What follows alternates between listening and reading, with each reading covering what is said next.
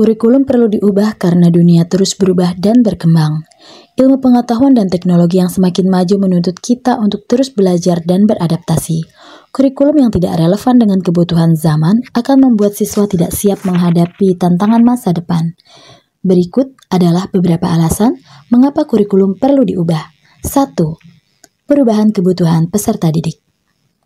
Kebutuhan peserta didik terus berubah seiring dengan perkembangan zaman. Kurikulum harus diubah agar dapat memenuhi kebutuhan mereka, baik dalam hal pengetahuan, keterampilan, dan nilai-nilai. 2. Perkembangan ilmu pengetahuan dan teknologi. Ilmu pengetahuan dan teknologi berkembang sangat pesat. Kurikulum harus diubah agar dapat mengakomodasi perkembangan ini dan mempersiapkan peserta didik untuk menghadapi tantangan masa depan. 3. Tantangan global.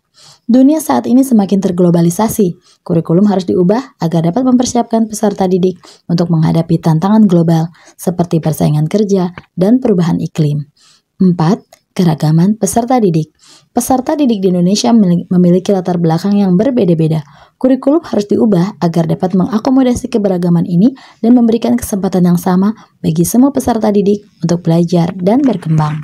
Kurikulum perlu diubah karena dunia terus berubah dan berkembang. Perubahan kurikulum harus dilakukan secara bertahap dan terencana. Hal ini agar tidak menimbulkan disrupsi dalam proses belajar mengajar. Selain itu, perlu ada koordinasi dan kerjasama yang baik antara pemerintah, guru, dan orang tua agar perubahan kurikulum dapat berjalan dengan lancar. Pada tahun 2021, Kementerian Pendidikan dan Kebudayaan telah memperkenalkan kurikulum Merdeka. Kurikulum ini merupakan penyempurnaan dari kurikulum sebelumnya dan dirancang untuk mempersiapkan peserta didik menghadapi tantangan abad ke-21. Kurikulum Merdeka memberikan keleluasaan bagi guru untuk merancang pembelajaran yang sesuai dengan kebutuhan peserta didik dan konteks lokal.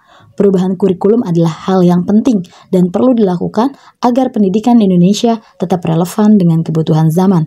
Semoga dengan perubahan kurikulum, kita dapat menghasilkan generasi yang siap menghadapi tantangan masa depan.